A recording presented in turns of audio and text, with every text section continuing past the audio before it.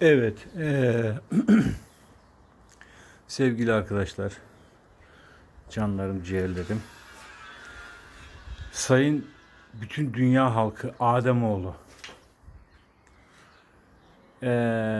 bu şömineyi burada bir üstlük üzerine yaptık arkadaşlar. Kısaca ben maliyetinden bahsedeceğim. Bu videoyu çekmekteki amacım, hani böyle bir merakınız varsa merakınızı gidermek, işte ne olur ne kaça mal olur falan filan. Malum dünya işte hep maddi mevzular falan filan ya. Şimdi bunun içini Yitong'dan yaptık arkadaşlar, biliyorsunuz Yitong böyle hafif gözüküyor ama ısıya son derece dayanıklı. İnşaatlarda falan rezidans yerleştirirler içine, böyle ısıtıcı. O yüzden ısıya dayanıklı olduğu için ana gövdesini Yitong'dan yaptık. Yitong kale kimi, işte filesi, şusu busu 1000 lira falan para tuttu.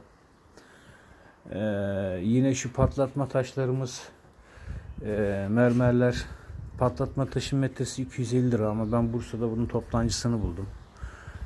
Şu mermer görünümlü diğer taşların 350 lira. 2 metre ondan gitti. 3 metre de ondan gitti. Aşağı yukarı 1500 lira o tuttu. İçinin ateş tuğlaları 1000 liraya yakın tuttu arkadaşlar. Yaklaşık 250 lira iç demirleriyle beraber 400 lira demir aksamına verdik. İşte ızgara yapmak için kademeler var orada. Izgarayı üstüne koyacaksınız. Aşağıda kömürlüğü var, aksesuarları, şusu, şekli, şemali bu. İşte ahşaptan dekor verdik. Şu yine bu kütüğe 300 lira yakın para verdik. Tek parça, yekpare olsun diye. Doğal gözüksün diye. Böyle arkadaşlar. Şu arkası falan kapanacak yine. Çapraz buraya hitap etsin diye çapraza koyduk böyle. Yani ne dedik? 2500, 3000, yani falanı filanı 5000 liralık bir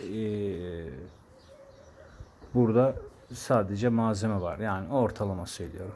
O kabloyu falan çektik. Oraya ışık falan koyulacak. Artık öyle. Bir de kısaca buradan bahsedeyim, hemen videoyu keseyim. Burası Bursa Odunluk Mahallesi. Hemen çam ormanlarının dibi arkadaşlar. Gördüğünüz gibi çok güzel bir görüntü var. Daire burası ama villa tadında, yani müstakil değil ama çok güzel bir yer. Böylece şu tarafı Çekirge, Uludağ, şöyle aşağısı gördüğünüz gibi Timsah Arena, Carrefour falan burada işte.